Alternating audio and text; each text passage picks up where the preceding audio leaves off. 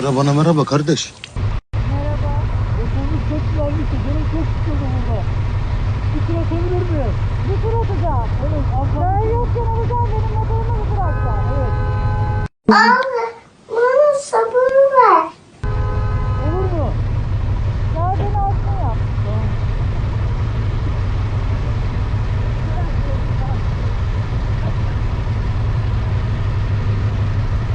Ama ehliyetim yok. Ehliyetim yok. Hayır.